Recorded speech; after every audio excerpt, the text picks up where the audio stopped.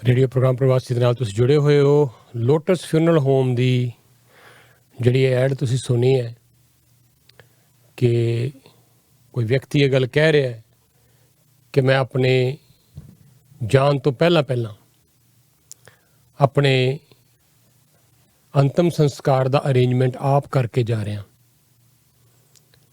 ताकि पिछों मेरे जिहड़े बच्चे है उन्होंने यदि खिचल तक ना करनी पे। मौत एक ऐसी सच्चाई है, अटल सच्चाई है मौत, जिसने आना ही आना है, जिस तो कोई बच नहीं सकिया ते ना ही बच सकेगा। तो उसका ही शिकार हुई लता मंगेशकर, जिन्हां दे तुसीं हुणे ही ये शब्द सुन रहे सी, देह शिवावर मोहे एह शुभ कर्मन ते कबहू न डरूं। लता मंगेशकर किसी एक मुल्क दे विच सुनी जान वाली आवाज़ नहीं सी।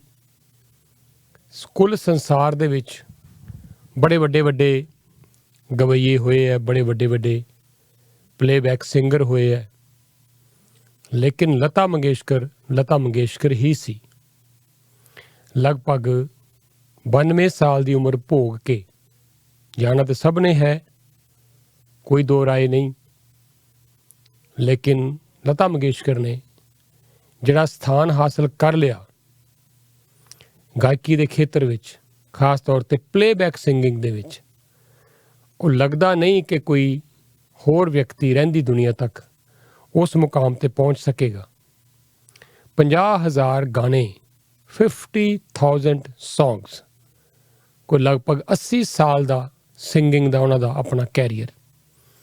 बड़ी छोटी उम्र दे विच उन्होंने मजबूरी वश गायकी शुरू की।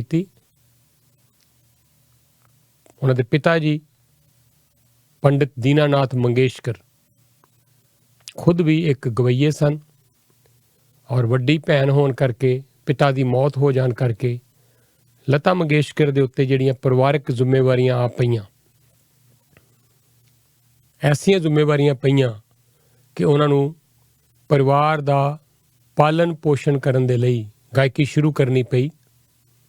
कोई बहुती खुशी नाल उन्होंने गायकी शुरू नहीं की, हालांकि उस तो पहला उन्होंने फिल्मां 'च भी काम किया। बहुत घट लोग शायद जानते होण कि लता मंगेशकर ने फिल्मां 'च भी काम किया शुरुआती दौर दे विच, चाइल्ड आर्टिस्ट के तौर के उत्ते लेकिन और स्टेज ते भी उन्होंने काम किया, थिएटर ते भी उन्होंने काम किया, पर उन्होंने गायकी ज़्यादा पसंद सी, एक्टिंग पसंद नहीं सी, और इस करके उन्होंने फिर गायकी नूं चुनिया।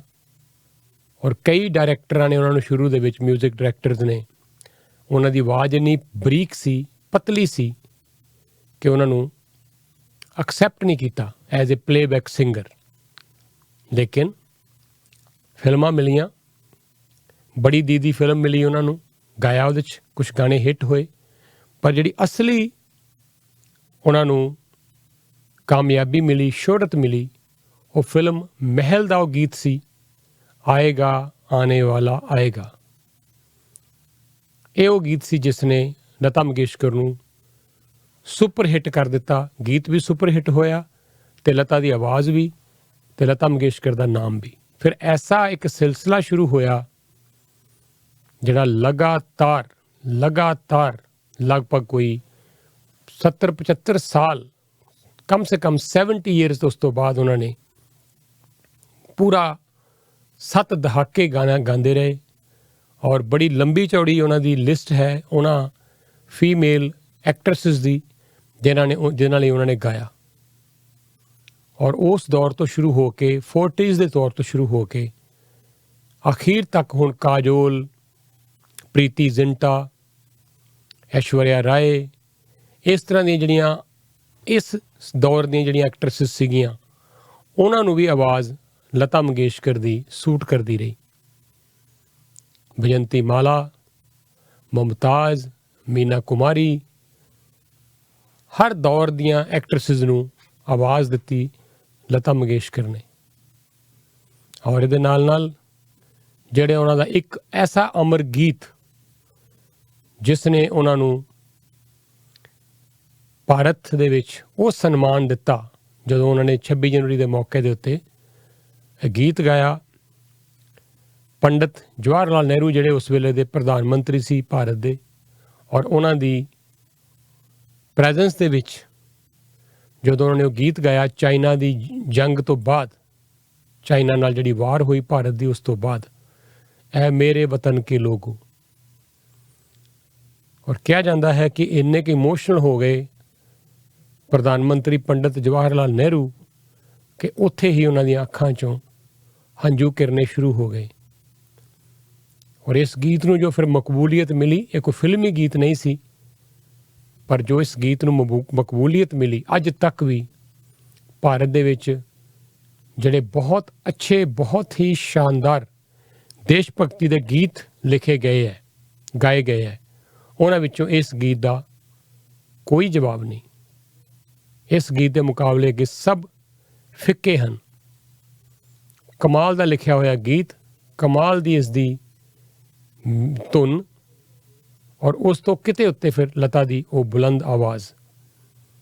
ਤੋਂ ਦਾਦਾ ਸਾਹਿਬ ਫਾਲਕੇ ਬੜਾ ਵੱਡਾ ਪੁਰਸਕਾਰ ਹੈ, ਕਿਸੇ ਵਿਰਲੇ ਟਾਮੇ ਦੇ ਹਿੱਸੇ ਆਂਦਾ ਹੈ ਫਿਲਮ ਇੰਡਸਟਰੀ ਦੇ ਵਿੱਚ।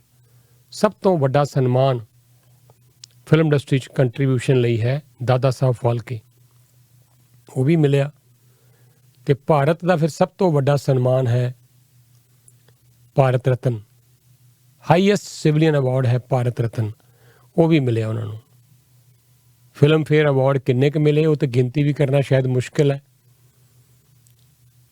ਤਾਂ ਕਿਹੜਾ ਐਸਾ ਅਵਾਰਡ ਸੀ ਜਿਹੜਾ ਉਹਨਾਂ ਨੂੰ ਨਹੀਂ ਮਿਲਿਆ, ਸਨਮਾਨ ਸੀ ਜਿਹੜਾ ਉਹਨਾਂ ਨੂੰ ਨਹੀਂ ਮਿਲਿਆ, ਔਰ ਅੰਤਮ ਜਿਹੜਾ ਉਹਨਾਂ ਦਾ ਸੰਸਕਾਰ ਹੈ ਉਹ ਵੀ ਉਸੇ ਤਰ੍ਹਾਂ ਫਿਰ ਸਰਕਾਰੀ ਸਨਮਾਨਾਂ ਦੇ ਨਾਲ ਹੀ ਕੀਤਾ ਗਿਆ।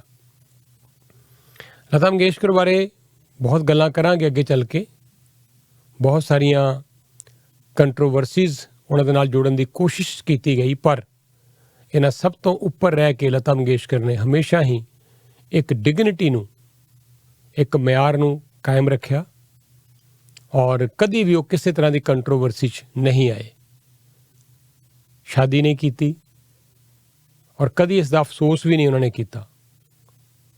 ਔਰ ਉਹਨਾਂ ਨੇ ਬਾਰ-ਬਾਰ ਇਹ ਗੱਲ ਕਹੀ ਕਿ ਸੱਚੀ ਪੁੱਛੋ ਤੇ ਇਨਸਾਨ ਨੂੰ ਇਹ ਜਿਹੜਾ ਕਹਿਣਾ ਹੈ ਕਿ ਬਿਨਾਂ ਸ਼ਾਦੀ ਕੀਤੇ ਔਰਤ ਮਾਂ ਨਾ ਬਣੇ ਤਾਂ ਅਧੂਰੀ ਰਹਿੰਦੀ ਹੈ, ਉਹਨਾਂ ਨੇ ਕਿਹਾ ਜੀ ਐਸਾ ਮੇਰਾ ਵਿਚਾਰ ਨਹੀਂ ਹੈ। ਔਰ ਮੈਂ ਤਾਂ ਪਰਮਾਤਮਾ ਨਾਲ ਜੁੜੀ ਹੋਈ ਸੀ, ਕਿਉਂਕਿ ਉਹਨਾਂ ਨੇ ਆਪਣੇ ਸੰਗੀਤ ਨੂੰ ਇੰਨਾ ਕੁ ਸਾਧਿਆ, ਉਹਨਾਂ ਦਾ ਸੰਗੀਤ ਉਹਨਾਂ ਦੀ ਸਾਧਨਾ ਬਣ ਗਿਆ। ਔਰ ਕਦੀ ਉਹਨਾਂ ਨੇ ਲਚਰ ਗਾਏ ਗੀਤ ਨਹੀਂ ਗਾਇਆ, ਕੋਈ ਕੈਬਰੇ ਵਾਲੇ ਗੀਤ ਨਹੀਂ ਗਾਏ। ਇਸੇ ਕਰਕੇ ਉਹ ਗੀਤ ਅਕਸਰ ਉਹਨਾਂ ਦੀ ਜਿਹੜੀ ਭੈਣ ਸੀ ਆਸ਼ਾ ਭੋਂਸਲੇ, ਉਹਦੇ ਹਿੱਸੇ ਆਉਂਦੇ ਰਹੇ। ਤਾਂ ਕਈ ਲੋਕ ਇਹ ਵੀ ਕਹਿੰਦੇ ਆ ਕਿ ਲਤਾ ਮੰਗੇਸ਼ਕਰ ਨੇ ਕਿਸੇ ਹੋਰ ਸਿੰਗਰ ਨੂੰ ਉੱਠਣ ਹੀ ਨਹੀਂ ਦਿੱਤਾ। ਬਹੁਤ ਸਾਰੀਆਂ ਇਸ ਤਰ੍ਹਾਂ ਦੀਆਂ ਗੱਲਾਂ ਕਹੀਆਂ ਜਾਂਦੀਆਂ ਰਹੀਆਂ, ਲੇਕਿਨ ਲਤਾ ਮੰਗੇਸ਼ਕਰ ਇਸ ਕਰਕੇ ਸੁਪਰ ਹਿੱਟ ਸੀ, ਹਰ ਇੱਕ ਮਿਊਜ਼ਿਕ ਡਾਇਰੈਕਟਰ ਉਹਨਾਂ ਨੂੰ ਚਾਹੁੰਦਾ ਸੀ, ਸਿਰਫ ਇਸ ਕਰਕੇ ਕਿਉਂਕਿ ਜਿਹੜਾ ਗੀਤ ਉਹ ਗਾ ਦਿੰਦੇ ਸੀ ਉਹ ਗੀਤ ਹਿੱਟ ਹੋ ਜਾਂਦਾ ਸੀ।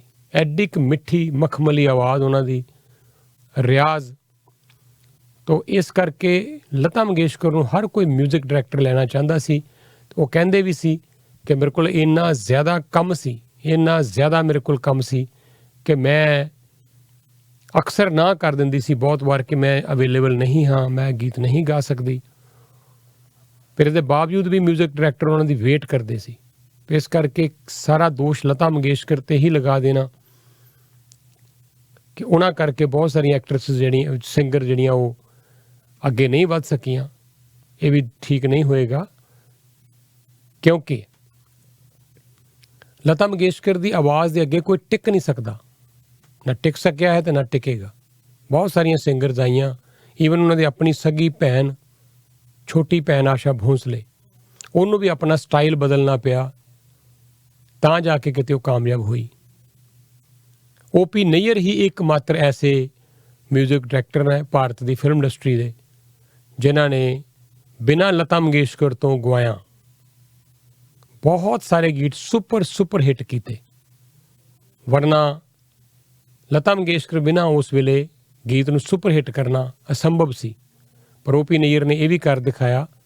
ਤਾਂ ਉਹਨਾਂ ਨੇ ਕਿਹਾ ਜੀ ਕਿ ਜਿਸ ਤਰ੍ਹਾਂ ਦੇ ਮੈਂ ਗੀਤ ਬਣਾਉਣਾ ਮੈਨੂੰ ਲਤਾ ਦੀ ਆਵਾਜ਼ ਸੂਟ ਨਹੀਂ ਕਰਦੀ, ਔਰ ਇਸ ਕਰਕੇ ਉਹਨਾਂ ਨੇ ਮੋਸਟਲੀ ਉਹ ਗੀਤ ਹੋਰ ਸਿੰਗਰਸ ਤੋਂ ਗਵਾਏ, ਜਿਨ੍ਹਾਂ ਵਿੱਚੋਂ ਜ਼ਿਆਦਾ ਕਰਕੇ ਆਸ਼ਾ ਭੋਂਸਲੇ ਤੋਂ। ਪਰ ਇਹਨਾਂ ਸਭ ਦੇ ਬਾਵਜੂਦ ਸਭ ਤੋਂ ਜ਼ਿਆਦਾ ਗੀਤ ਗਾਏ ਲਤਾ ਮੰਗੇਸ਼ਕਰ ਨੇ ਲਕਸ਼ਮੀਕਾਂਤ ਪਿਆਰੇ ਲਾਲ ਦੇ ਨਾਲ। 700 ਗੀਤ ਉਹਨਾਂ ਨੇ 700 ਗੀਤ ਗਾਏ ਲਕਸ਼ਮੀਕਾਂਤ ਪਿਆਰੇ ਲਾਲ ਦੀ ਮਿਊਜ਼ਿਕ ਡਾਇਰੈਕਸ਼ਨ ਦੇ ਵਿੱਚ, ਔਰ ਮੋਸਟਲੀ ਉਹ ਗੀਤ ਹੋਏ ਸੁਪਰ ਹਿੱਟ।